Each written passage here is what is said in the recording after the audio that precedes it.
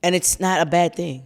It's not a bad thing to date yourself. I take myself out on dates. I'll go sit at a table by myself and have a nice little dinner. Or I'll just sit in the house, watch a movie, and I'm not depressed. Like, whatever it might be. I know a lot of times we'll have people that, they go to vices. So they'll start drinking. Mine was food. They'll go to drinking, they'll go to smoking. I don't care whether it's natural, as you call it, or whatever. It's a vice. Yeah. And so you have to identify your vices. The last thing I say is get a therapist immediately. As Black people, therapy was looked at like you were telling your business in the streets, right? Yeah. When I was growing up, I was like, at the second school, had a coach tell me, you'll never be good enough to touch the floor. So every day after that, it was my mission to touch the CIAA floor. Wow. The first 6 years of me doing CIAA, I never got paid. Really? Never got paid. Did they pay for your travel, anything? It takes longer in my opinion, for women to finally get their first check, let alone what they're supposed to get, because we get so caught up about the opportunity. And so then what people start trying to do is they want to pay you with the opportunity and be like, yo, it's going to be so dope. It's going to be real good. And, we really think you'll be good for it. And be like, okay, good. I'm good enough to be paid for it just as well as I'm good enough to be selected for it.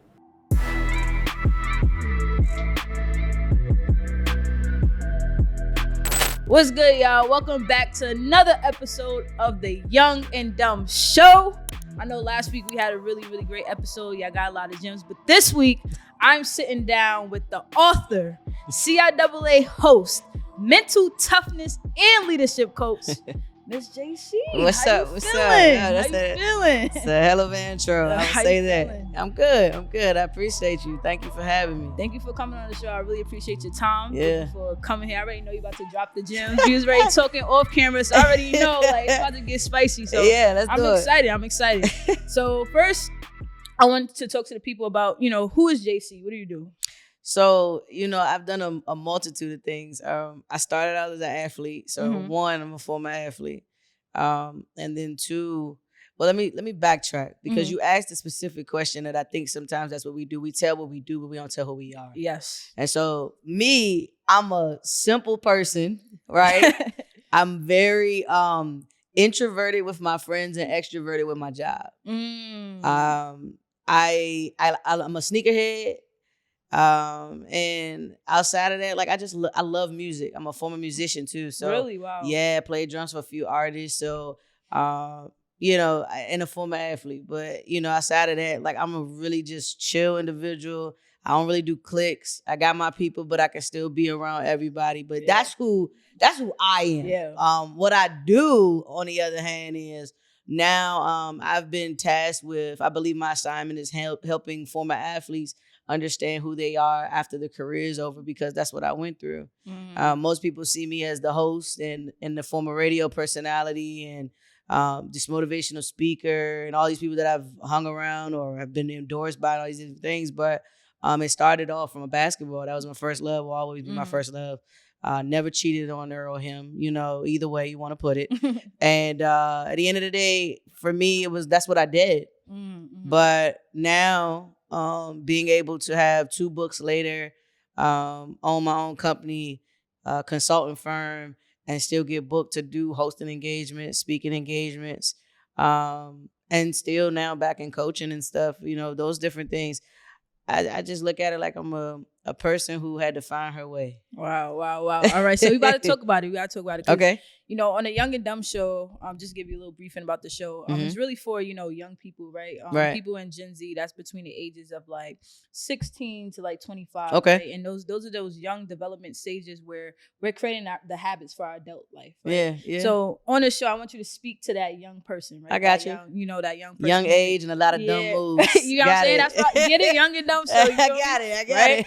So, speak to I saw a post. I was on your page. I was like, let me get some information. Let me do my homework. I'm not mad at that. Right? All right. So I was on your page and I saw a post where you apologized to yourself and you said, I'm apologizing to my younger self. You was like, you wanted to become a WNBA player. Yeah. Right. How was it? What happened? Okay. First, So short version, because it's a very long story. Short version, I wasn't surrounded by the best people. Okay. You know how you will all in this generation have so many different resources where you can just post and tag. Mm-hmm. When I was playing, you had to get a letter of intent or a letter of a letter of communication that was sent by the college that was trying to recruit you or you were interested in, and you had to get it signed off by the athletic director and your head coach in order for them to communicate with you. But that couldn't start until about your sometimes sophomore, junior year in high school. So now you get to just post a highlight reel and voila, we see you. Right? Yeah, we want you, right? Yeah. You could talk about who's trying to, recruit you openly. We couldn't do that. So my high school coach and I didn't see eye to eye. My personal belief is that it was a vendetta against my parents. And so I never saw my scholarship offers that I had signed up paying for all 4 years of college. Wow. So I tried to walk on at one university. And I'll try to be nameless in these positions, but I tried to walk on at one university. Before I actually tried to walk on 2 weeks before school started, I actually had been in communication with the coach at the time at that school, and they were let go 2 weeks before I came back on. So by the time I got on campus, there was a whole new situation. Of course, anything that was happening prior to that, it doesn't matter at this point. Yeah. So the new coach coming in, team at the time was 4-22. I come in like my mindset is I know what I bring to the table. I just want to, one, keep my reps going, and two, I want to play ball because that's the only thing I knew. That was my identity, if you will. Yeah. And that never happened. I did play intramurals. Got a few MVP trophies on that. One of the assistant coaches that was on the new staff was the coach for the intramural team. So I'm thinking they're going to give me some, like some good word or whatever. Because they see you playing. Yeah. No, that ain't happening. Wow. So I transferred to another school. And that school, I thought that was going to be it. Like that was going to be the one. And when I got there, I met the coach. Well, I actually worked out with one of my friends who was already on the team. And the coaches started coming in during our workouts and just standing there looking like, is she coming here? Like, what's going on? So at the end, I met with the coaches and they was like, yo, do you go here? And I was like, not yet. I'm waiting on my acceptance letter. I was already getting ready to transfer out from the old school. Yeah. So by the time I got there, first day of school, met with the coach. Coach said, I can't promise you no money, but, I like your game. And you work through the summer. Mind you, I transferred in the spring. So if you work through the spring, by the summertime, we'll see what we got. And then, boom. Yeah. Say less. I'm in the gym twice a day. Put myself in 2 days. Everything 4 months later, that coach was let go of that position as well. Yeah, it was crazy. So I said, all right, new coach comes in. They were already on the staff. So I was like, yeah, nah. I don't think this is going to work. I had already been through it, so my faith really wasn't like as high because I see what's going on. Yeah. Plus, when you've been in the game for so long, like nobody owes you anything, especially if you ain't already tied to them. Yeah. So by that time, I was invited to preseason. I was invited to summer workouts by the new coach, everything. The only thing I had to do as a formality was try out. I think I overworked my body because I had shin splints, like an injury I used to in get my shin splints a lot. Yeah. And so by the tryout date, I ended up having to sit on the sideline because my legs just was like, and so when it hurt. Yeah, 100%. But I did preseason workouts too, and then afterwards, I never got a call. Wow. To come back to the team. Wow. Right afterwards. So yeah, it was. After that, it was crazy for me because I still not playing, and this is like 2.5 years post high school at this point. So to go from high school, having records and holding them and still holding them, and all these different things, is just you go from being the most important person to like, okay, literally, and it makes you feel like you don't know who you really are anymore. Especially when that was your identity at the time. 1,000%. So by the time I'm like, okay, I found out. This coach told me it was I'll never forget the date. It was January 24th. It was supposed to be my first game, 2011. And actually it was 2012. And as soon as walked in the door, I asked him, I was like, yo, like, what's going on? He said, this mess is shattered. And I want to build a team around you pretty much next year. next year. Like, bro, I already put all this stuff in. Yeah. So, I'm like, all right, cool. So, going forward, I left. But I was getting ready to transfer and try again at another school. All of these schools are in the same conference, by the way. Wow, he was persevering. It's determined. Literally. Tried out, told nobody. And I verbally committed that day. Wow. To the school. And 30 days later, that's when the signing period was supposed to happen. 30 days later, I got a phone call. I'm dropping to my knees crying because the offer was rescinded. About 6 months later, I transferred from the second school back to the first school.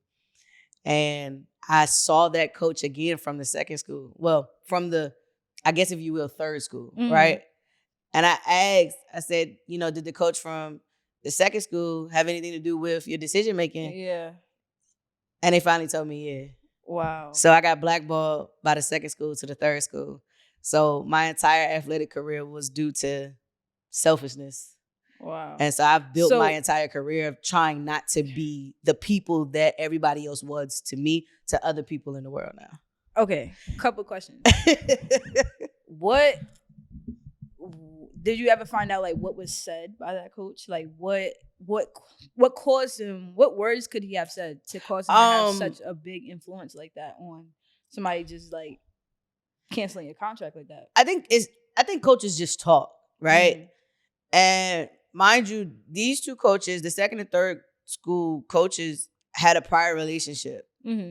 Not that it was like they were best friends or anything, but enough to still be, cordial or whatever.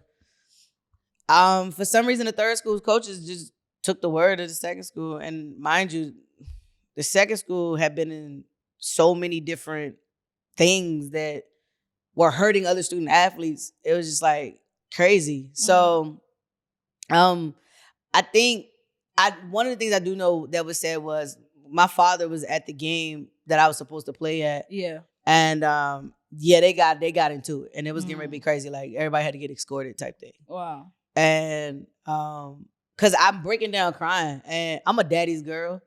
So my dad see me, he like immediately he like, hell no, like literally. Yeah. So it was literally, I just was lied on.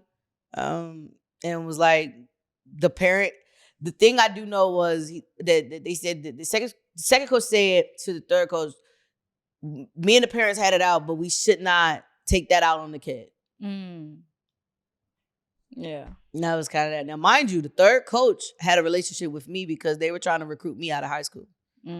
So it's a lot of different. And I'm trying to give the short version because the longer version, we will be here for a minute. Yeah, so I get it. But here's the blessing that came out of that, and it kind of helps understand and tie everything together. So, before I transferred from the second school back to the first school, I had a very instrumental person who saw the capabilities of my event planning for like student activities and things like that on campus,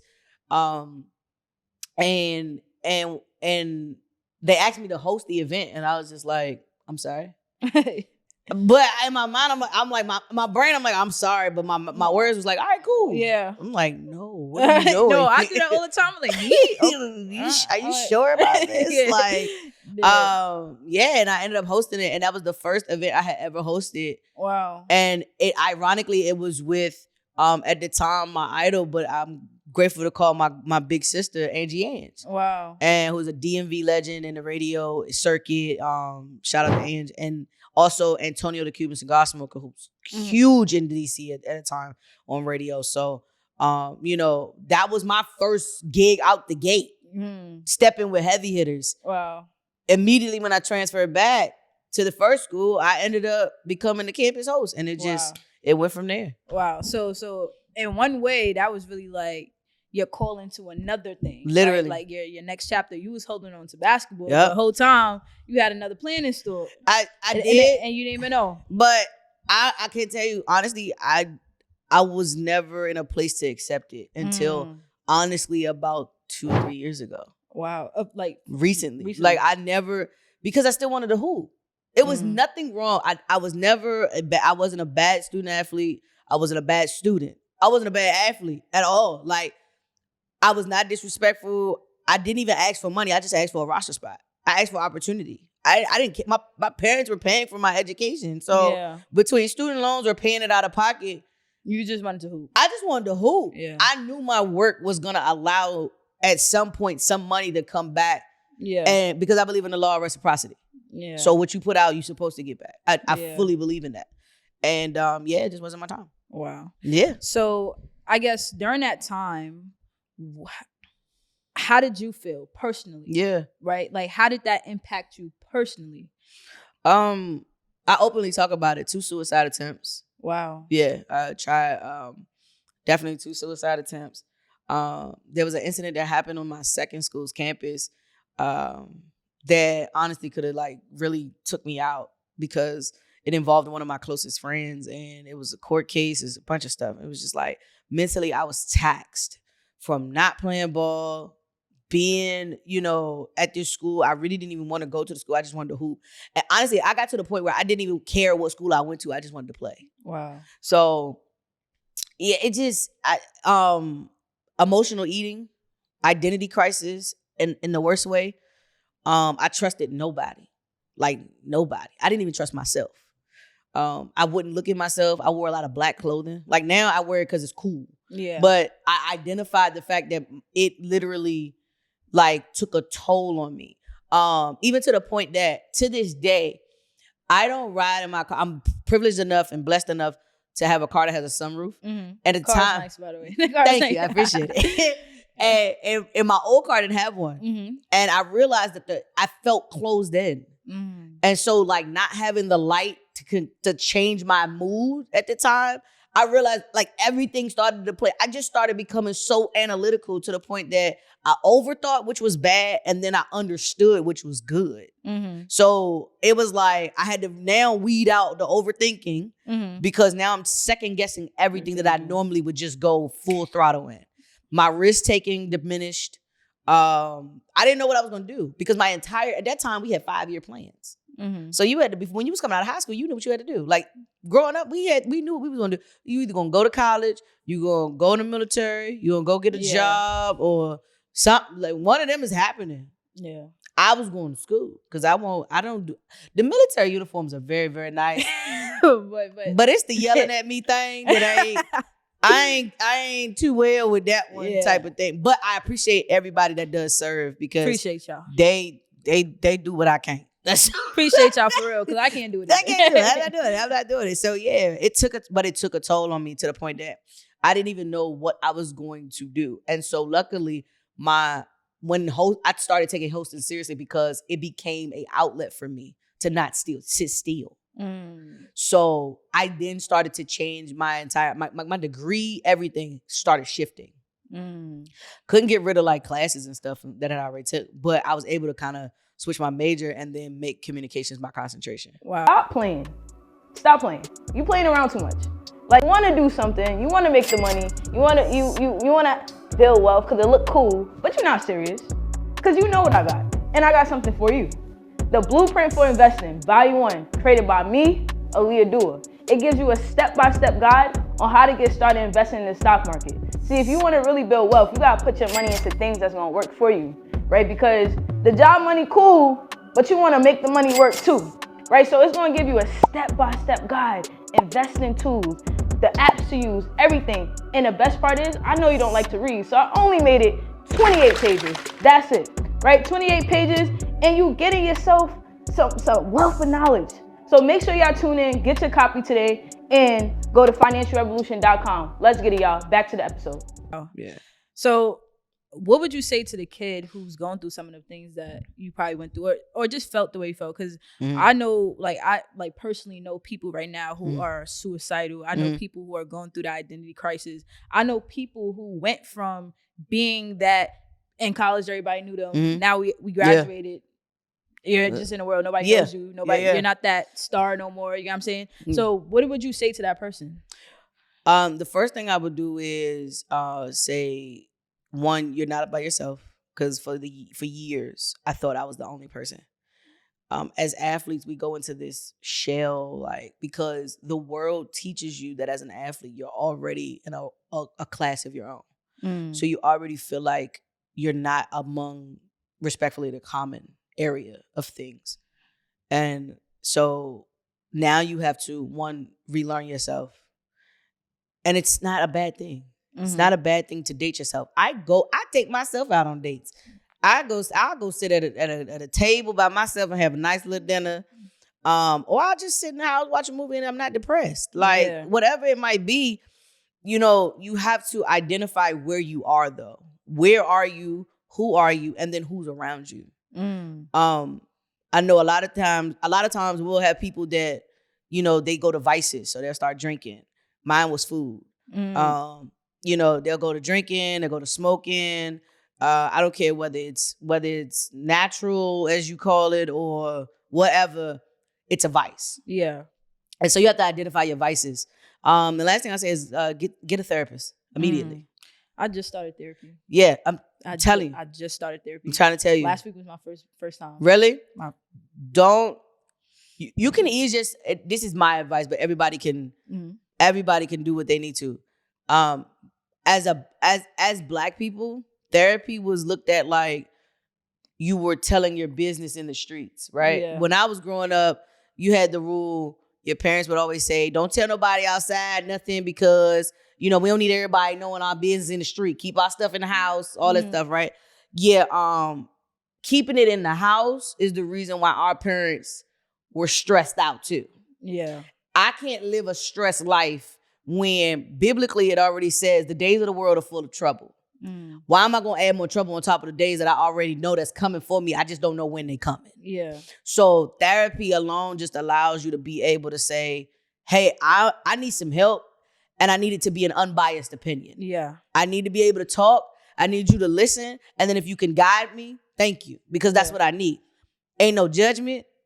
Ain't none of that. It's literally you get to go and finally figure out why you feel like you do. Then you'll be able to identify how in the world you're able to show up every single day. I have been through some of the darkest days in the last 8 months. And I know literally it's because of techniques and my faith that I've been able to stand up every single day. How do you get through those dark days? Like, what are some of the things that you have to do? Because I feel like when you're in these times, like you said, you feel alone. You feel like you can't talk to anybody. You feel like everything's going against you. Yeah. Right. So how do you get out of it? Yeah. So I'll say, do something. It sounds crazy, but do something. See, okay. Another biblical aspect that I'll say is. One of my favorite passages in a good book is God said he'll take one. If you take one, he'll take two. You just have to do something. And he's right behind you. For me personally, I didn't realize that. So I started going to the gym, and in the beginning when I was working out, it was just literally to get out the house. Yeah. It wasn't I wasn't trying to drop no weight. I was literally just trying to do something. Yeah. And as I was doing stuff, I still didn't understand what I was doing. But had I not started, I would have still never known. Yeah. And so my going to work out was associated with me playing ball. Had a game coming up. This is why I work out. It wasn't until I started understanding that there are health issues on my dad's side, and then there's alcoholism on my mom's side. And it's like, all of these different things, because our parents don't talk about them. When you finally start doing stuff for yourself, that's when everybody start talking about stuff. Because they want to ask you questions. Like your parents will literally want to ask you questions about what your journey looked like. Yeah. Because they curious too. Because they honestly want to do it with you. Yeah. But they're still scared because they don't want to be looked at crazy because they battling their own stuff that they never even got through. So I would say do something. I don't care if that's write it down. Because even with my clients, I tell them, the first thing we're going to do is we're going to write out your entire story. I need you to get it off your chest. So if you can, the first thing, if you needed to do something directly, get a piece of paper, write it down. Don't type it, write it. It's very intentional when you write it. And I don't care who you cuss out. I don't care if you name everybody. Seriously. Because you got it in you. Yeah. So you want to get it out of you. Yeah. You want to get it out of you. So write it out. Put it in an envelope and bury it. No, yeah, that's one of the things that I've been working on in the last couple of months, because I realized that like I've been more irritable than other times. You know what I'm saying? And I'm like, why does little things just I'm working through that still. Like why like I'm usually the person who's just like, all right, whatever. But why are little things just turning me off or pissing me off? Like, you know what I'm saying? Like, why am I so irritable? So I just started writing down certain things, and I'm like, okay, this is connected to that. And that is connected to that. So it definitely does something when you can get it out your body, get it out your brain, mind, you know what I'm saying? Because you're no longer just keeping it. You're not consumed with it. You know what I'm saying? And then sometimes when you don't feel comfortable talking to other people, you at least you got it out. You know. And the one thing I will say that I've done is the next thing I would tell you to do is go find you your quiet place. A lot of times, I promise you, for everybody that's listening, watching, I can guarantee you I'm about to call you out. So I promise you. 9 times out of 10, 9 people out of 10 people, when they get in the car, they're going to turn the music on. Because they don't want to hear their thoughts. True. The reason why you don't know who you are or don't know even what your voice sound like, let alone trying to hear from a higher power, is because you always got something going on around you. Yeah. I can legit ride in silence from here to North Carolina in my car. I don't know about here in North Carolina. I'm so serious. I could do a little hour. I've done it. I've done it. That's good. I've done it because I'm trying to hear what I've never heard before. Yeah. Being in the radio industry had showed me that we're going to play the same songs every hour no matter what. It's a strategic reason why. I know people think that we just like the song. No, we really don't. It's a strategic reason why these songs are getting played. Okay, if I already know that's not changing, what can I change around me? Yeah. Not listening to it. Yeah. So what is it that I need to know? Myself. I'm in a season where I don't know who I am. You can't figure that out through lyrics. Your lyrics are the ones that need to be heard. You can't hear your own lyrics because you're too busy bobbing and weaving to everybody else's situation. So if you stick with you and you listen to yourself and you ride with you, then eventually you'll be able to understand what voices to ignore. Now you're getting into your faith walk. Yeah. No matter who you believe or what you believe, now you're getting into your faith walk where you're starting to understand, hold on, that's negative. And so now to the point where my friends, I'm calling them out. Whether if they start talking, I don't care if they talking negative to their kid. You ain't doing that around me. You do that on your own time. But around me, we can't even be around each other if you start doing that. Yeah. Fact. You can't. Facts. Nah, I agree. I feel like I do like this developmental thing where, and I encourage all my friends to do it. And it started in college. In college, I started to like learn confidence, confidence in who I am. And it started by me asking myself questions, like literally learning who I am, right? So I'll go with these questions of what do I love about myself, right? What do I dislike about myself? What habits do I have that are great? What habits do I have that I need to work on? Yeah. Like all these different questions, like what makes me happy? What makes me unhappy, right? And those little things literally changed my life. And then also like, what are my core values? What are the things that I live by? And that I encourage people all the time, figure out who you are. Yeah, right? I'm grateful that you did that because I didn't have that strength. Well, I don't lie to you. I don't even know. Like, I can't even sit and tell you where it came from, but it was a point where I realized that I inspire people. And when you hold that type of title, you gotta make sure you good. Yeah, because if you're not good, how can you inspire others? You know what I'm saying? 1,000%. So I feel like that's where it kind of came from. I had to just check myself because in the same breath of me talking to other people, inspiring other people, motivating other people, who gonna do that for me? 1,000%. You know what I'm saying? 1,000%. And, you know what I'm saying? And if I'm telling people sometimes you gotta lift yourself up, I gotta lift myself up. 1,000%. So I feel like that's really where like I got that strength to do that because it's like I gotta do what I'm teaching. Yeah, like, you know what I'm saying? So yeah, I feel like that's really, really that. But to go back to the because I got a whole list of questions, right? A whole list of questions. But thank you for that. How hard was it for you to pivot? That changed because you literally said it just took you 2 years ago. Yeah. To accept the life that you have now. Yeah. How hard was it, and what helped you accept it? I think as an athlete, because we're taught to, especially as a basketball player, run through the sprint.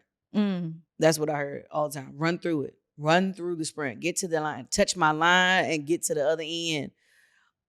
And because I was never taught how to heal properly from injuries, I was never taught how to heal properly personally. And so just because my physical being was intact didn't mean that there was something internally that wasn't bothered.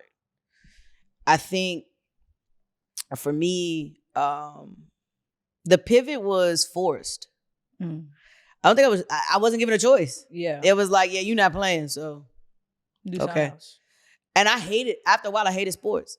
I couldn't tell you what channel, ESPN, FS1, I couldn't tell you. If Revolve was playing sports, I couldn't tell you if Revolve was playing sports. I couldn't tell you none of them. Like, no. Like, what? I didn't want to see it because I kept seeing me and where I was supposed to have been in my mindset. So it was like a resentment kind of. Oh, 1,000%. I hated it. Like, I hated. I was jealous of my friends, and I helped train them.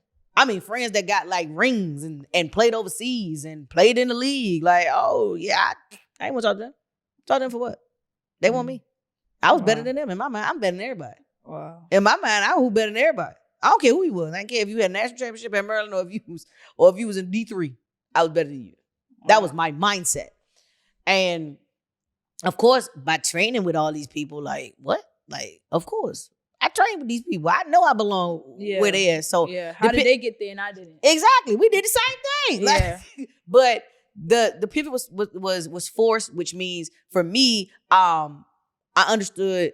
I didn't realize I was being taught how to adapt rapidly, right? Like in sports, we're taught to adapt to new plays, move, cover your man, do whatever. Your adaptation is taught in sports immediately. That's the first thing. I didn't realize that I was learning life skills enough to translate into real world problems, but I was never shown how athletics was able to translate into handling real life things. And so now what I do is I make sure that I show it because I was like, I had a coach tell me at the second school, you'll never be good enough to touch the floor. So every day after that, it was my mission to touch the CIAA floor. Wow. So I was fortunate enough to become a member of Delta Sigma Theta Sorority Incorporated in 2013.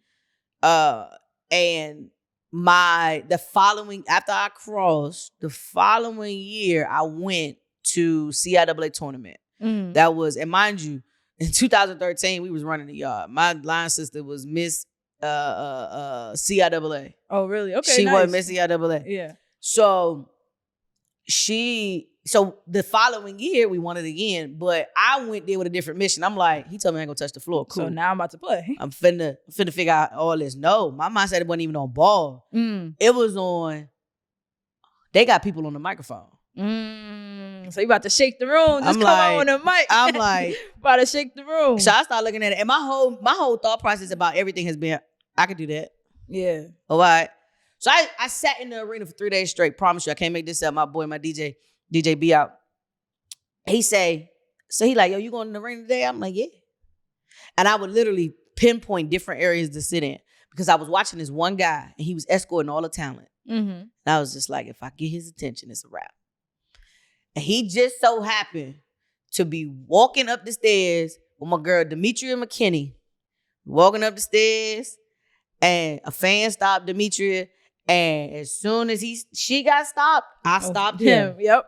And turned around, I said, hey, my name is JayCee Ruffin. I'm getting ready to graduate, but I see you are the person that's hosting. I just need to know, how do I be able to come down there and show you? What can I do to show you I belong on that floor? He gave me his card. He had at the time, it was like a clear card, like a little paper thin clear card. I was like, oh, this kind of fancy. I like this. And I emailed that man for 11 months straight.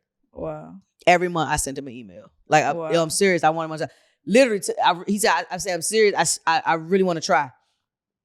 For 11 months. It went into the 11th month that a man responded and said, look, I can't pay you, but I got to give you a shot because anybody that can be consistent enough to send me an email 11 months straight, I got to give him a chance. He said, so look, you either going to sink or you going to swim.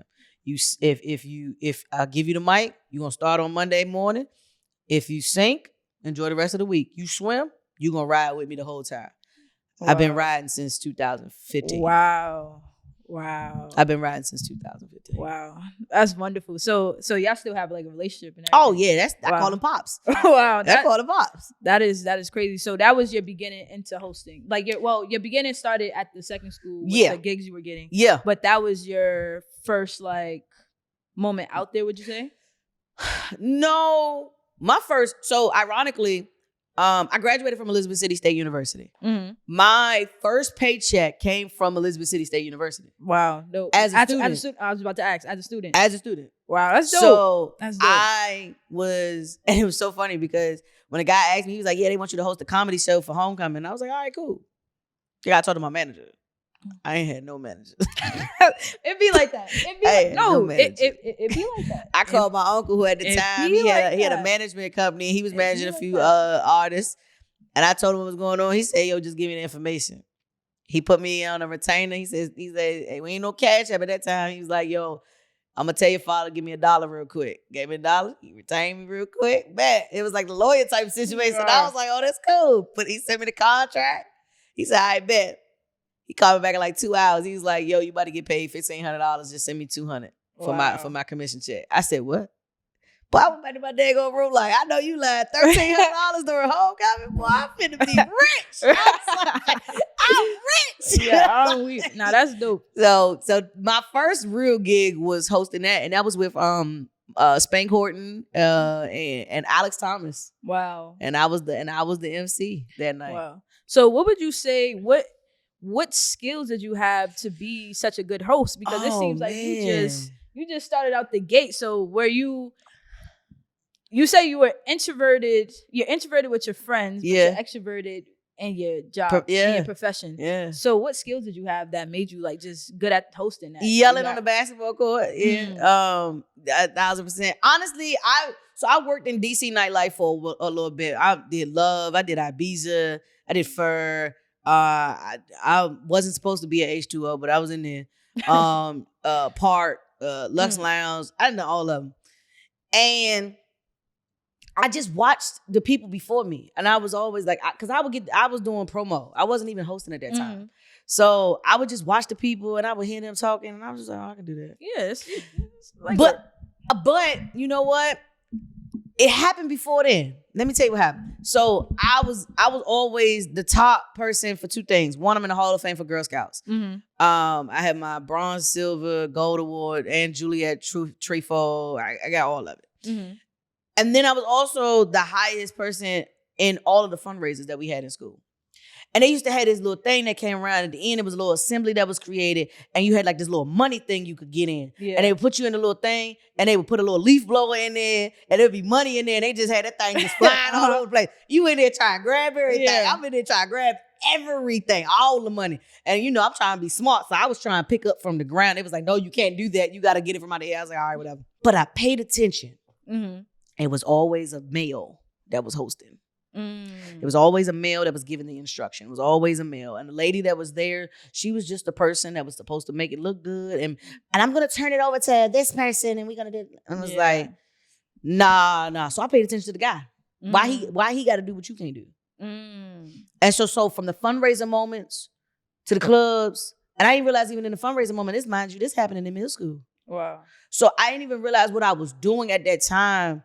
When I was telling myself then, I was like, I can do that. Oh, that's kind of cool. I can do that. Yeah. Not realizing that I'm being placed in situations to pay attention to where I'm supposed to be going forward. I might not like how I got there, but I'm here now. Yeah. So yeah, that's kind of really how that happened. Wow. So what do you think makes a good host? What makes somebody a good host? Because I saw you at CIAA. I was at CIAA. This was my first time. Okay. Last year. You enjoy it? It was great. Dope. And I saw you, and I forgot you was at another event too. I think you Black College Expo. Yeah. Black College Expo. I saw you. Teresa Price. What's up? Shout out Black College Expo. And Yo. Yep. Those the big homies. Right? Yes. And you do such a great job. Thank you. At making sure the audience feels engaged. Thank you. You got what I'm saying? Like even during the breaks, even when you gotta watch them commercials, right? Like everything, like you know, you still do a good job making them feel engaged. I appreciate that. What's the sauce? What's the secret sauce? Oh man, okay. Like act like you're speaking to your mentee right now. Like you putting them on. Yeah, last mentee I put on, it didn't go well. Oh, okay. But Alright. but I ain't gonna keep being them. Okay. But I'm gonna get a gym. Okay. Now what y'all do with this? But y'all do it. Yeah, that's what y'all do. The first thing I would always say is I don't want to see a person host when they have 500 people, 5,000 people, 50,000 people. I never want to see a person host when they got that many people. What do you mean? I want to see you when you got 75 people in the room and a bunch of empty chairs where it could hold 500 or 1,200 or 5,000 people. How do you captivate 75 people? There was an event that happened in Rocky Mount, North Carolina. And they was like, yeah, they was going to host, they wanted me to host this step show. Never forget, they was like, yeah, we sold a bunch of tickets you got there. And I'm still waiting for a bunch of people to come in. Child, it was like 75 people in that room. And I treated them like it was 5,000 people in that room because we still had a job to do. What can you do? Who are you when the power goes out? How do you command an audience? And when I say power, I mean like you can see the lights, but you like the electricity, something happened in transformer. Like, are you going in the audience and talking to the people? Are you connecting with them? What is the relationship that you're making when it doesn't matter about you? Because the truth is, here's the sauce. It ain't about you. It's about the people that are there. It's about the audience. They're the ones that make me get a check. So when you go in there and you take yourself out of the situation, you're going to win. Wow. Because you're not overthinking everything. I got to, how I look. Oh, what I look like. Oh, I got to fix my face. Oh, I sound like this. Oh, like, and then all you doing is ad-libbing. I don't want, no. How are you talking to the people? Wow. It's hosting is a conversation. And a lot of people don't know how to have conversation. So a lot of people don't know how to host because they don't know how to talk. When we came in here, I started talking to you off the rip. Yeah, you did. Yeah. That is hosting. True. It's hosting. So the person that can captivate my attention, and at the end of the day, a person felt like, man, I felt like you was talking to me the whole night. Like we was having a ball. Like, because I never cared about whether it was me or not. I've never cared. There's been not one show that I can remember in my own situation that I have literally been like, it's about me. Now, people might have thought that I thought it was about me, but because I wanted my face on the flyer or I wanted my logo on the flyer. You're gonna promote this. You're gonna promote this whole thing, and then you're not gonna put me on it. Like that's where the problem lies, for real. But that is the main sauce. Now, my sauce is a little different, but the main sauce is making sure that you never think it's about you. That makes a lot of sense. Yeah, because you're connecting with a diverse audience or people who are there for a whole cause. So you want to make sure that you're fulfilling them. 100%. I mean, you got people in there that's born in the 60s, 70s. You know, like, I'm now selective about what events I take. I was just about to ask you that. Like, do you feel like a good host knows what events fits them? No. No, a great one does, but a good one, no. Because a good one's still just trying to get a check. They want all the events. They want their flyers. They want the people to know who they are because they want the ice. They want to look good on Instagram and all that. I don't give a damn about a follower, respectfully. But do you think that you've reached that level where you can do that? Because I think sometimes when you're beginning, it's good to take, I'm not going to say it is. Is it good to take the opportunities that are given to you because it gives you more experience? It lets you get opportunities to work with different people, see which is your space, and then you can start being selective. Yeah, 100%. I just think you have to know when it's your time to walk away. Like, you shouldn't stay in the same space for a long period of time. And a lot of these people, a lot of hosts stay in situations because they finally got something that was consistent. So they're scared to try anything else. Like a lot of people that's hosting in the clubs, like I promise you, like I literally hike my prices up for the club because I don't want to have to deal with the BS that comes with it sometimes. Now, if it's a selective group where I know for a fact, the only time I would dumb down like prices or opportunities is if I know it's going to translate to another one. Makes sense. But in the beginning, I took everything. I definitely took everything. I took as much as I possibly could when it came to getting events and stuff. And then I became too accessible. And so people was like, yeah, we got $500 or they give it to me in a gift card. Like true story. I can't make this up. I think it was like the first 6 years of me doing CIAA, I never got paid. Really? Never got paid. Did they pay for your travel, anything? In 6 years, a year and a half was compensated. Wow. And it wasn't all for basketball. I probably got a hotel room that I had to fight for. I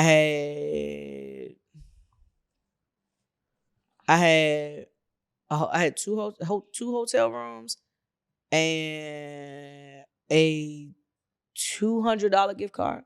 That's just what I said. You be selective about what you take because you try to get the opportunity. Yeah. But then when they realize, like, what happens is, and I think this is, we talked about it offline. When Taraji talked about how getting paid was a thing, you know, it's true.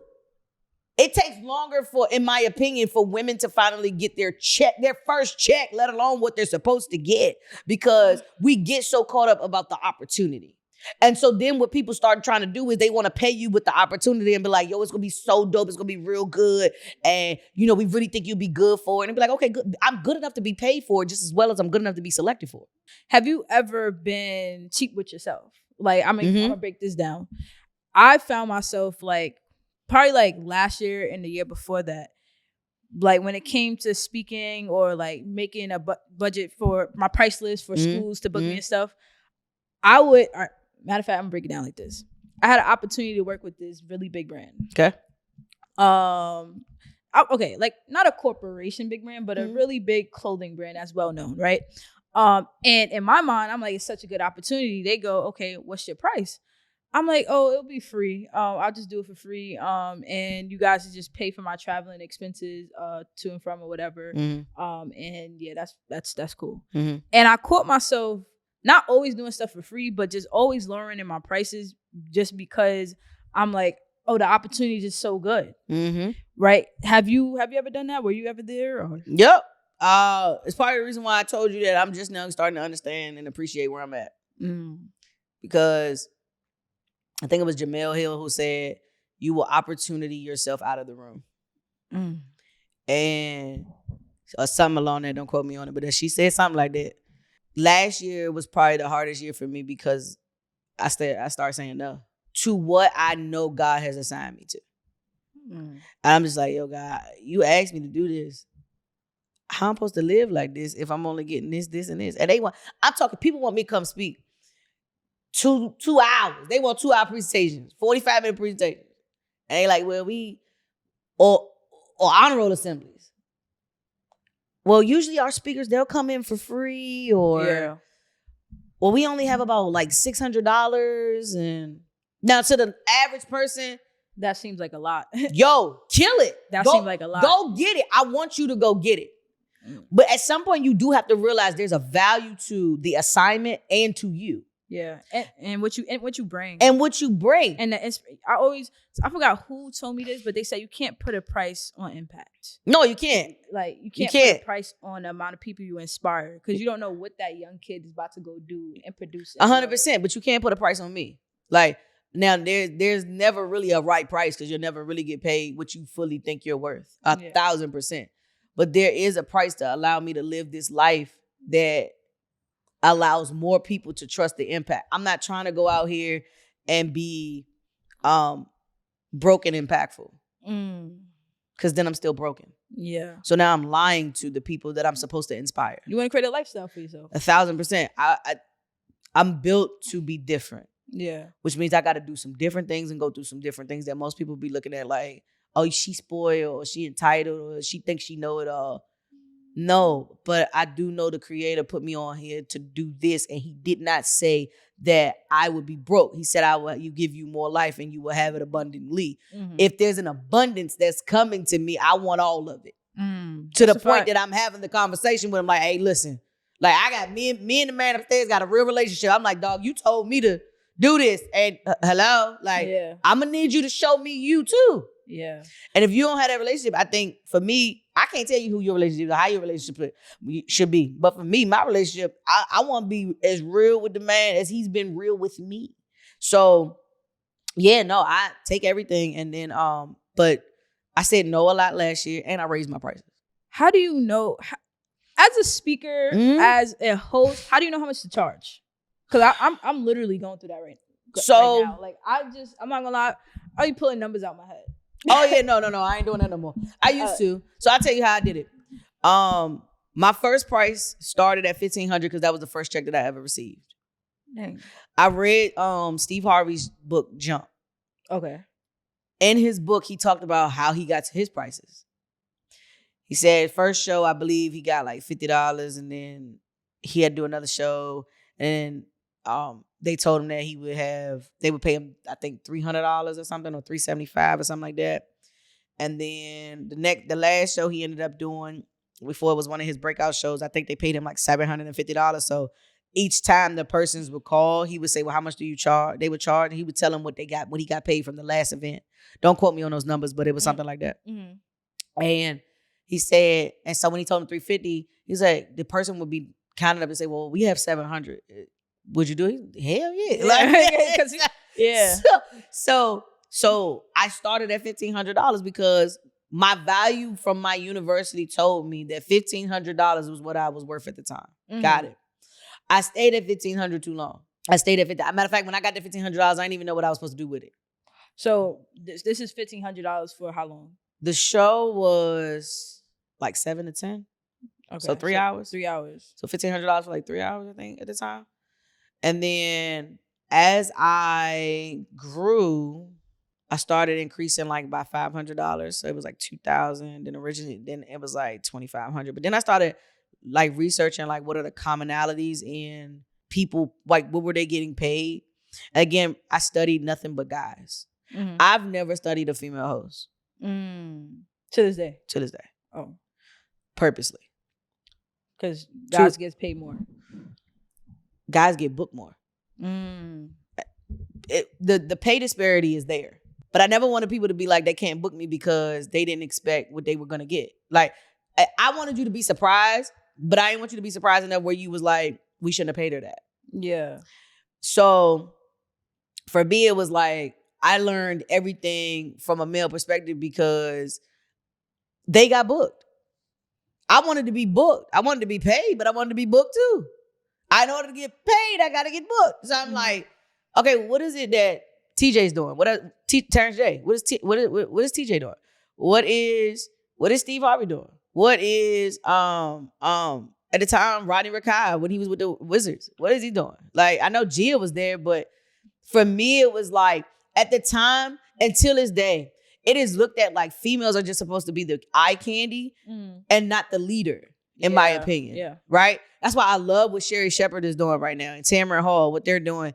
It's so many other different women that are doing these things. Carrie Champion, now she's on CNN. Like, I love the people that are taking charge but understanding their value, because for us, we are looked at as those people that need a second person to carry the weight. Yeah. When we're the ultimate weight carriers in life in general. We could do it on our own. We birth kids. Yeah. We carry weight. Yeah. You can't tell me I can't carry a weight. That I'm carrying another life into this world. Yeah, that's a fact. There's no way you can't tell me I can't handle what it is. Now, am I qualified to do the job? That's a totally different thing. But you can't tell me I can't handle the weight.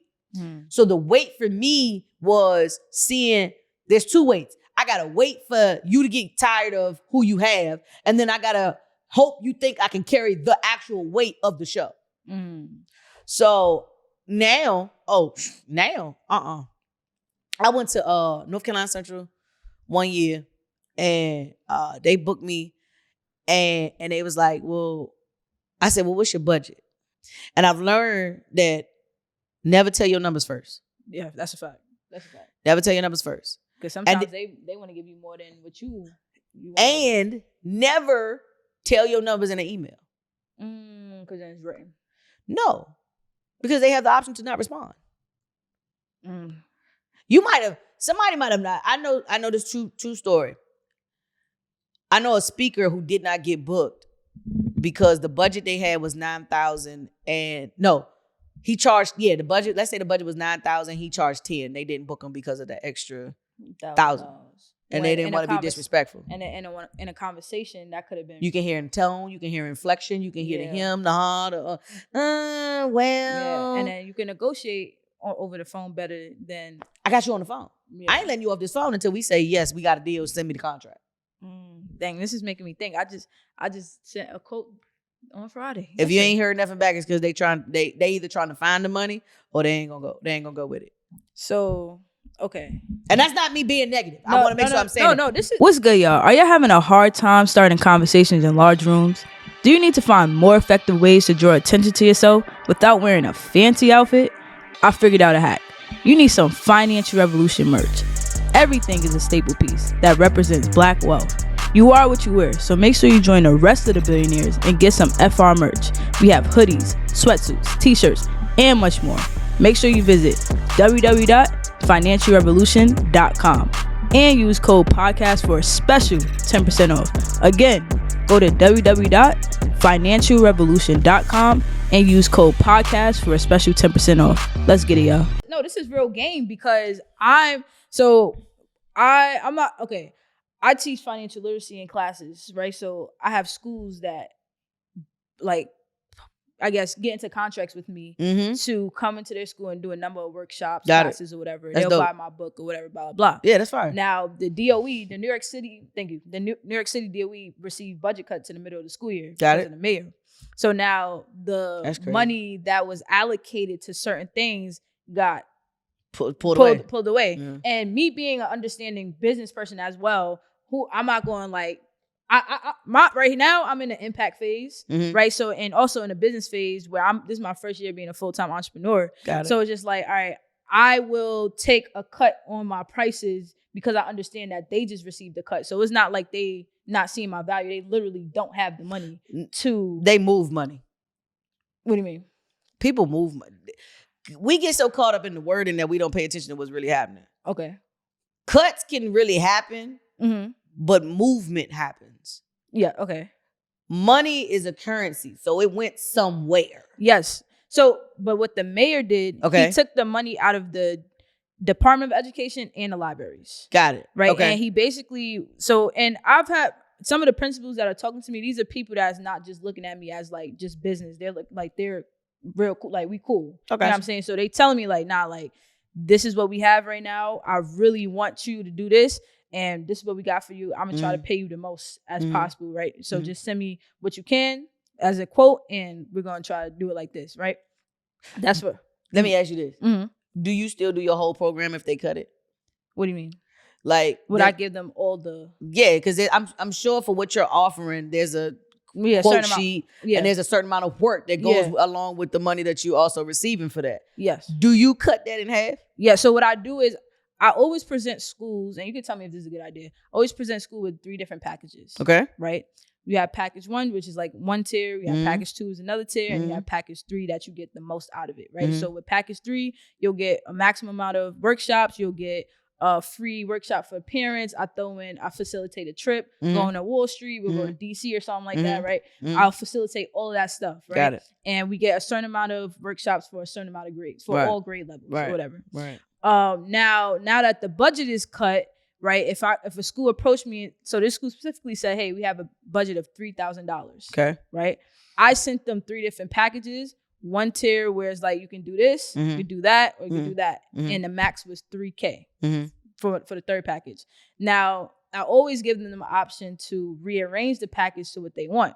Because I have some schools that's like, I don't want any books. I want more workshops.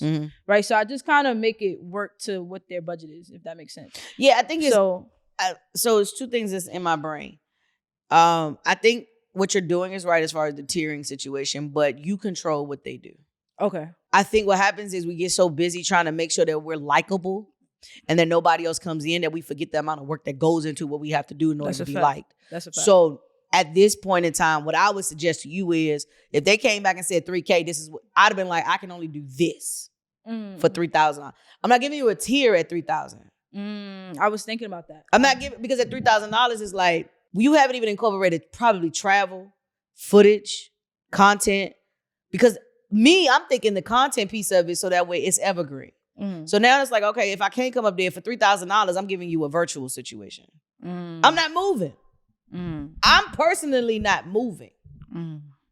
Wow. Then on top of that, if you've already gotten the content, now you have evidence that it works.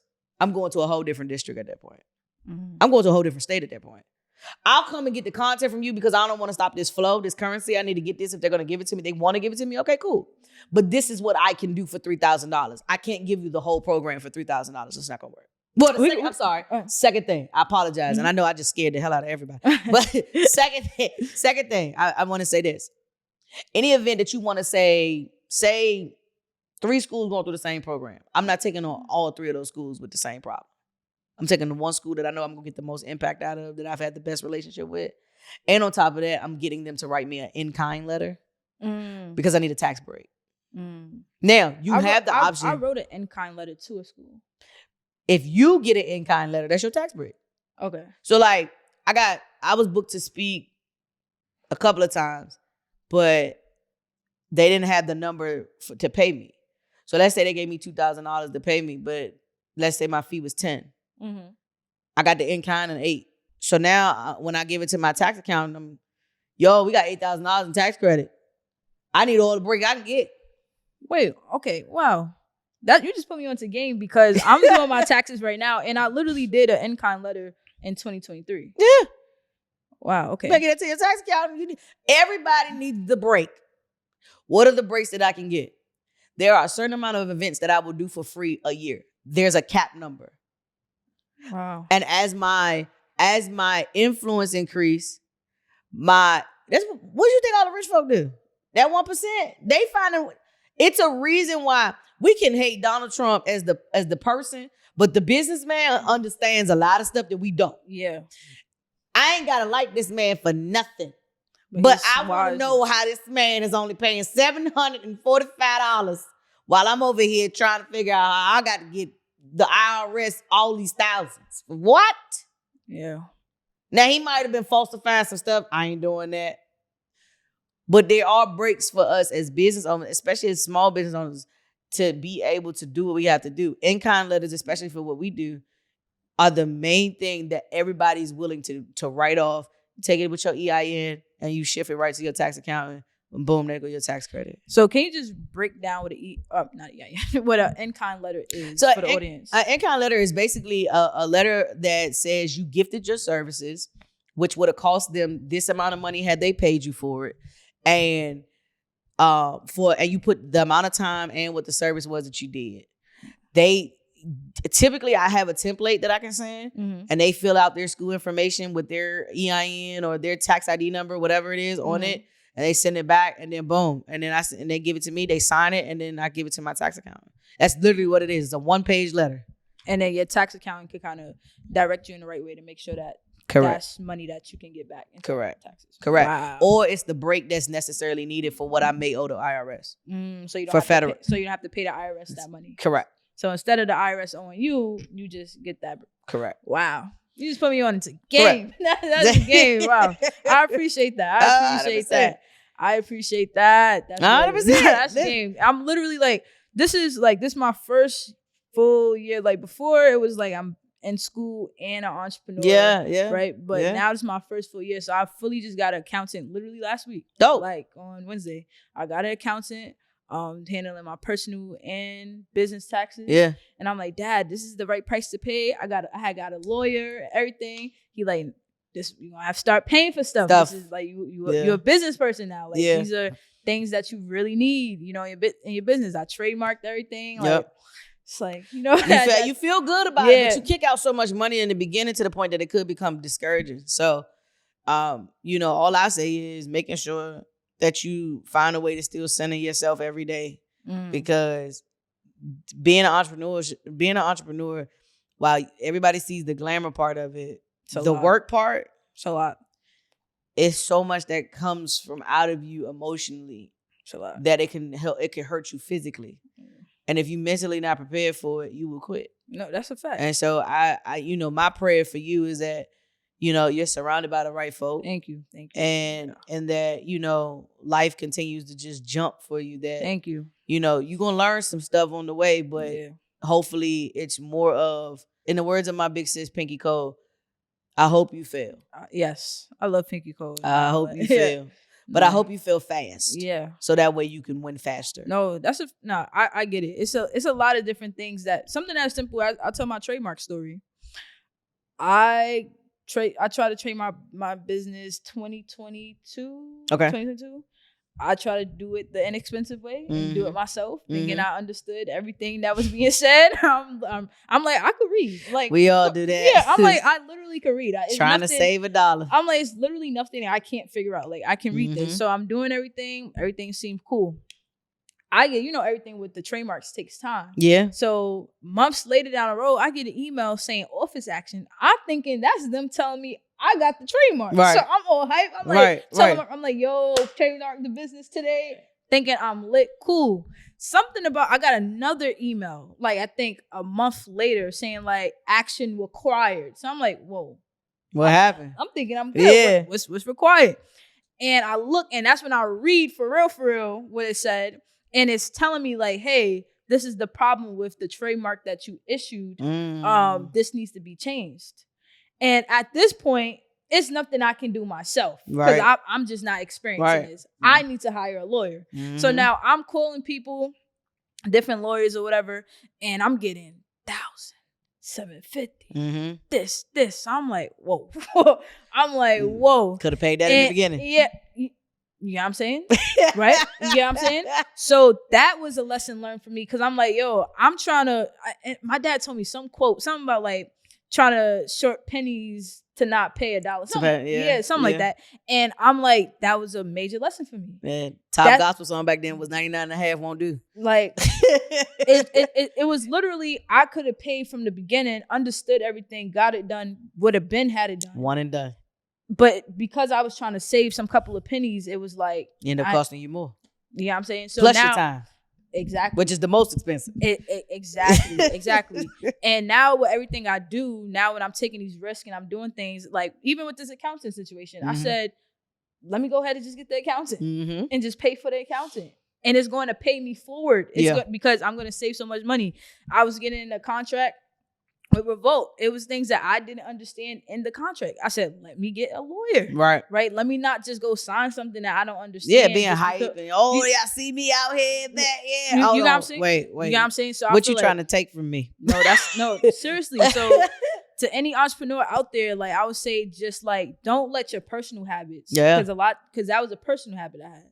Don't let your personal habits really come and impact you in your business. Like, and I feel like that's another thing that made me just really figure out who I was, because I realized some of the things I was doing was impacting me business-wise. Say less. But yeah. So what would you say is some of the biggest things that you learned in your entrepreneurial journey and your speaking journey and your, like, what are some of the things that, like, the top 3 things that you learned? Top 3 things. Honestly, it's all wrapped in one. Okay. But and probably as I started speaking, I'll probably remember another one. But the main thing that's sticking out to me is that I always need a coach. Always need a coach. Shout out to my speaking coach, Valari Humphrey, Dr. Valari Humphrey. She's road to doctor right now, but she'll be a doctor at this point. And she, based in Chicago, she used to serve as the international director of education for E.T. the hip hop preacher, Dr. Eric Thomas, as we know. And Coach Val literally has coached me through my entire speaking journey. And she's honestly the connecting point for me and E. And so I tried to do it my way. I tried to do it myself. I was getting booked. Everybody would ask, you did good at church on Sunday, or, can you come speak to my girls, or can you come speak to my team, or whatever it is. But I always felt like there was another level for me to just crush. That's and I was just like, right now, why do I feel like I'm sitting still? Why do I not feel impacted by my own message? Right? Like I've seen, I got to the point where in hosting, I could watch it and be like, I could do that. Where in speaking, I could do that, but there's another level to it. And it was just like, how am I going to get here? And so, I got a coach, and it was the best investment I ever made that has literally worked on me from my speed to my inflection to my high point to my low point, serving every emotion in all of my presentations, understanding how to do, how my left hand needs to serve my right hand. And, we don't tell in public, but for me privately, my left and right hand need to know what we doing. Yeah. How when I talk, like what my facial expressions look like, how my hands, like, should I talk with my hands? So should I not be should I not use a handheld mic? Should I have a right? So many different just nuanced situations that I just had to tweak, and literally it got to the point where in our speaking coaching sessions, she would legit throw things at me, not like physically, but like she'll be like, okay, we're going into a room with a bunch of executives for the WNBA. They're trying to figure out why they need to bring in a professional development speaker today. And I need you to give them a 60-second rep right now. Rep being a repetition of me giving them a story, a motive, and closing out with something that I'm selling them at the end. Not necessarily like I'm telling you buy this book, but I'm selling you on why you need me, right? And okay, cool. So in 60 seconds, I had to tell these executives, imaginary executives that work for the WNBA, why they need to basically bring me in without telling them, this is why you should hire me. Because no, I'm going in and I'm literally saying, I remember, I would go in and say, there's a moment where every last one of us have sat here and said we needed to be the person that we weren't. How do we become better? I can tell you right now that in my ability to say that I would have never been here if I didn't have a coach. But what's coaching you? Who's coaching you? What's moving you? How are you building? And what is it that we have that we offer our players outside of housing that they need? They know they need that, but who's filling their minds? And how do we bring the right people in that can understand not only because of the game that they play, but how do they bring them in and they feel their soul to the capacity that now they're going to be able to bring us home a championship. This is what you want for the WNBA. This is what you need in this role. I promise you I can bring you that, but I can only do that if you trust for the fact that you put yourself in that space and say, I remember being in that room, now sit and see how they feel. Boom, 60 seconds, bam, I'm out. Yeah, you're booking me. Yeah, because now you're motivated. Now you inspired. Now you inspired. Now you're like, okay, hold on, what else she got? Yeah, like not just the motion of it, but what else she got, right? And I couldn't do that before. I couldn't. What I just did, I couldn't do that. Like for what? Like 60 seconds. When we were taught that in business, we were saying it was a pitch. Elevator pitch. As soon as you got on the elevator, you got 15 to 30 seconds before somebody be like, oh, okay, that's cool. 60 seconds is a rep. I need you to get it. I need to pull every emotion out of you. Just like when I was talking, I could see you go, shit. Yeah, I was in it. Yeah, I was in it. Like I'm pulling you in immediately. Yeah. It's a skill. It's a little science to it, but ultimately it's transparency. So a coach is one. Learning who I am every day. Is another one. Like I had to speak at I did my first international speaking gig last year in Mexico. Congratulations. Thank you. And I had my friends come up to me and was like, Jay, that drink was fire. Like you had us all in tears. Wow. But now I'm gonna call you out. And I was like, huh? You can't tell us what to do and you ain't doing it. I was like, oh, I'm upset. Like, who you talking to? You can't talk to me like this. Like, but I got real people around me, and they want to see me win. And they like, everything you said was fire, and you do it, but you don't do it consistently. You do exactly what you told us to do. You ain't consistent with it. I said, oh, wait a minute, you ain't gonna talk to me like this. Now I feel like you cussing me out. Like what? Like, but to have the people in your corner that still received your message, got out of their way, and God allowed it to be felt, and still come back to me and say, I gotta literally use your like God uses messenger to come back to me and be like, all right, yeah, that was dope, but I need you to go higher. I'm like, oh, that's crazy. So that I say, coach, I would say, yeah, get you a coach. Last thing I would do is say, get you in the room. Yeah, get in the room. Yeah, I think that's super important. Get in the room. Yeah. Get in the room. Let me tell you something. My whole career has been built off of finding the gap. I call myself the gap filler. So, okay.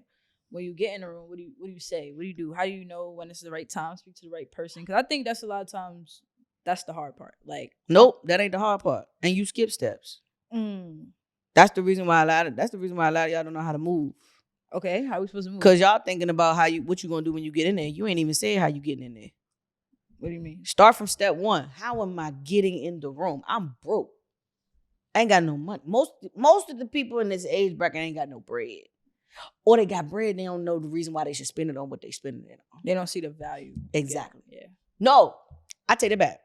You see the value, you just don't want to spend on it because it ain't cool, it ain't normal, it's uncomfortable. That's a fact. You know what I'm saying? I ain't paying for no conference. Why? Nah, but the same amount of money you probably spend on a conference, you got to walk around here with McQueen's and a couple of other joints soon. Like, what we talking about? Or they went to Beyonce concert. Yeah, I'm not mad. I went. Or the Drake concert. I went to both concerts, and I'm going back to see J. and Cole and Drake, but I ain't broke. But then you'll also invest in yourself, though, and go to a conference. Yeah, I'm going in first. Exactly, but I feel like... Let me tell you something. If Drake and J. Cole, it was in the same city as Ian Jeremy, I'm going to see Ian Jeremy. But a lot of people won't do that. You know why? I feel like because they don't see the value in it. No, because y'all don't make it cool. You make it cool because what you're doing is making it cool for y'all generation. Mm-hmm. But y'all like things that glitter and glamour and sell to you. But the workload that comes with it is not prepared for this generation. But I always tell my friends though, like, if you can't do what 99% of the people, this is what I tell my students, 99 people be like, it sounds so easy. Mm-hmm.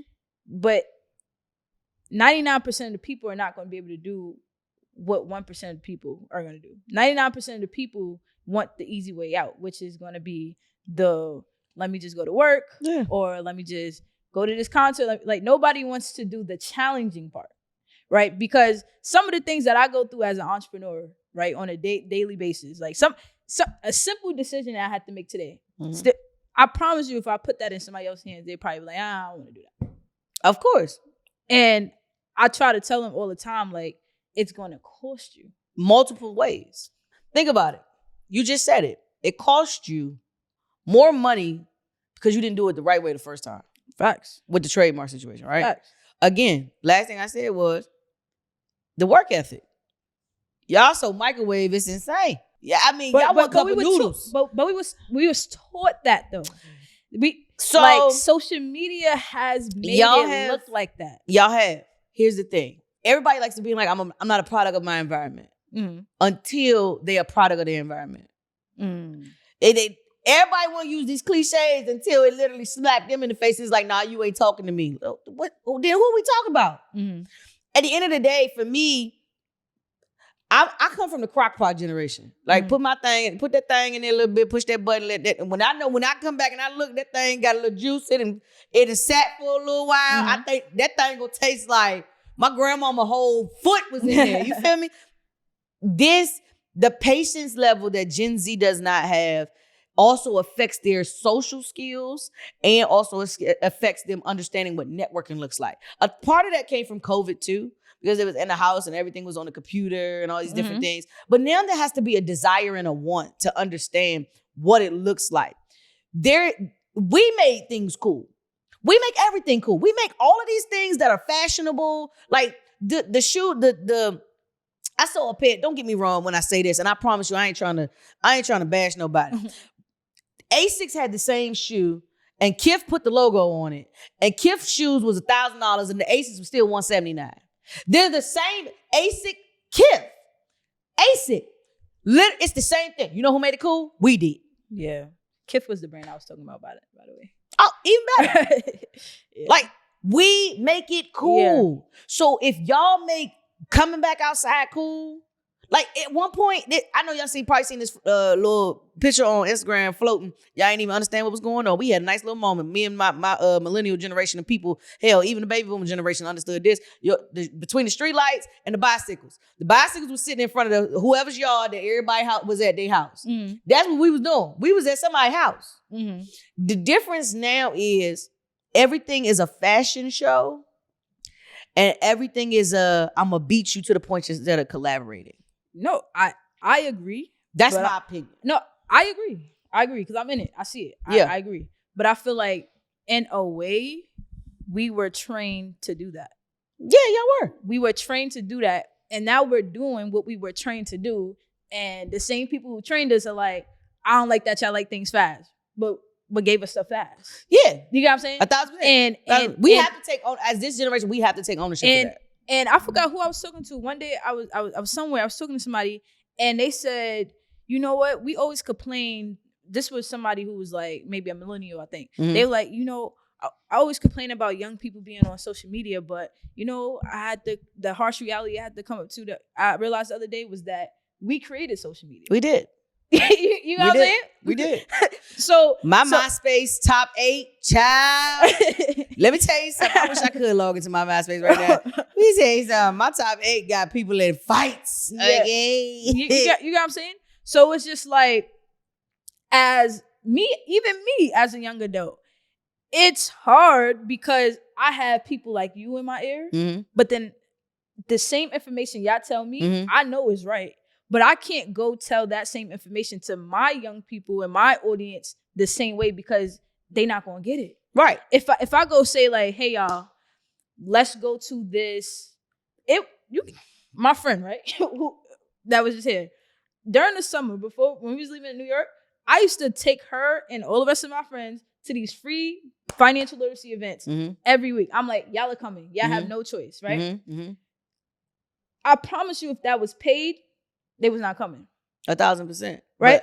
But I had the opportunity for my friend. I'm like, yo, let's go to Invest Fest. I'm like, it costs this much, blah, blah. Didn't pay for it. Came up with another opportunity. I'm like, hey, this is a fun opportunity now. Now I'm like, we going on a trip. Let's go here. Came up with the money. Figured it out. You know what I'm saying? It's the value. I got you. Let me clarify what value you're talking about, because I think you have the answer, you just don't realize you have the answer. It's called assignment. Remember I told you earlier, I feel like my assignment on my life is to make sure that I'm not the person that everybody else was, but also there's a part of the execution I have to do. What y'all did is y'all have a better level of understanding how to trust y'all people, right? I can guarantee you, this is just me. We have the issue of paying for things that our friends create. Right? But what y'all don't have an issue with is making people popular. Facts. So part of the reason why your village of people probably don't think it's cool is because it's because you ain't do it yet. What do you mean? You invested in other people, but they waiting for your event. I can see that.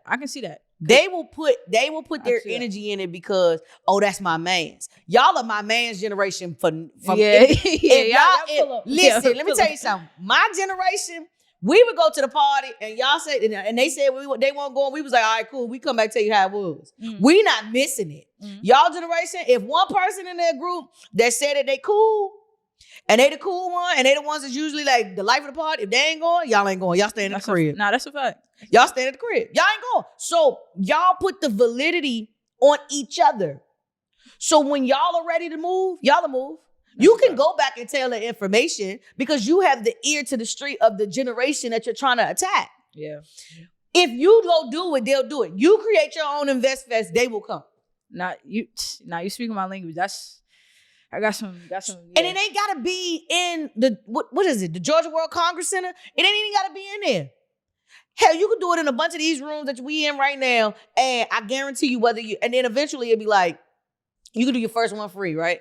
Do your first one free, get you a sponsor, whatever, cover like some refreshments or something, or whatever. Or even if you had to come out of pocket for the first one. And then what you do is you get a QR code like everybody else uses at this point and say, yo, how much would you have paid for this event? That's what I do now. I'll be like, when let's say like my school chapter, right? Booked me to come do an event, right? Literally, I created a whole QR code. I said, how would y'all rate this? Would y'all learn? Would y'all take away? You created my data. Yeah. And I also said, like, how much would y'all pay for this information that you got? Yeah. What's the most powerful thing that you got from this? So I know I have that data that I can take and go other places with and stuff like that. You know what you start doing? Ask your friends how much they would pay to see you speak. Y'all generation real. Y'all ain't got no You ain't got no cut Yeah. costs. Yeah. Y'all gonna tell flat out, I ain't paying you nothing. Like, oh, I give you $5. Yeah. Like, y'all gonna tell the truth. Nah, yeah. Y'all the most, I'ma give it to you real, raw, and relatable generation there is. Yeah. And if y'all literally would just go and ask them questions to the people, y'all the people that know how to talk to y'all. Y'all ask them questions, I promise you. No, that's a fact. Literally, I was doing this thing where I stopped selling my t-shirts for a certain price. I said, y'all pick what y'all want to pay me. Okay. So I had some like leftover t-shirts from homecoming. I said, instead of like just letting it go there, I'm like, all right, pay what y'all want to pay. Yep. Right? I had people pay me $5. I think my highest was like $35. Okay. Yeah, my highest was $35 for a t-shirt. But yeah. And I got a whole bunch of sales from just people just paying what they want. Because people, y'all want what y'all want. But like, one thing y'all ain't gonna never do is not buy clothes. Y'all want to look good. But it just bothers me sometimes because it's just like, I feel like I understand my generation because I'm in it. Yeah. And I also understand being in certain spaces, in certain rooms, and when I didn't have the mindset I have right now. But it's so hard and conflicting when I'm also learning from like E.T., from you, from Rashad and Ernest Lee. You know what I'm saying? Like, it's just so hard because like when you have certain information and my mind is being stretched, it's hard for me to go back. So that would be one thing I would say. So I learned this from him 500. Shout out to Marcus. I learned this from Marcus. He said, tells the story all the time. He had a mastermind. And he said he was in the room. He said he walked in there and I think he had just started making he had just cleared like a crazy million year type of.